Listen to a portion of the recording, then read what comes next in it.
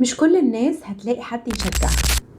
انا بسنت محمد ودي سلسلة فيديوهات خواطر ليك. عشان تتطور وتكبر ده بيحتاج انك انت تبقى عندك مهارة مهمة جدا اسمها السيلف كوتشنج او التحفيز الذاتي، انك تعرف تشجع نفسك، تعرف تقوم نفسك من مكانك، تعرف يبقى عندك اسبابك واهدافك اللي انت تتحرك علشانها. ما تستناش ان في حد تاني هو اللي هيجي يشجعك او هيمنتور معاك او هيقولك يلا، لان ده مش دايما بيحصل. وعشان تبقى عندك المهارة دي محتاج تسأل نفسك 3 اسئلة.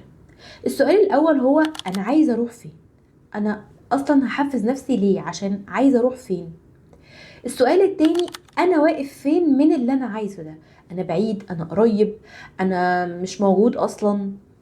السؤال التالت بقى هو ايه الخطوات اللي انا محتاجه اعملها علشان اعرف اروح للمكان اللي انا عايزه ده؟ والخطوات دي كمان مش لازم تكون خطوات كبيره، ممكن تكون خطوات صغيره، وممكن تبقى خطوات كبيرة بس تقسمها لخطوات صغيرة. المهم انك تكون حاطط خطوات، تبقى عارف ايه هي الخطوات اللي انت محتاج تعملها وتبدأ تاخد اول خطوة. بس تطوير نفسك او انك توصل لمكان احسن ده مش حاجة سهلة، ومش حاجة بتيجي في يوم وليلة، دي حاجة محتاجة منك صبر واستمرار. وكل واحد فينا محتاج يلاقي الحاجة اللي فعلا تحفزه وتحركه، وما يستناش دوت من بره، لازم ده يبقى جاي من جواه هو. قولولي بقى ايه اول خطوة تعملوها عشان تحققوا اللي انتوا عايزينه.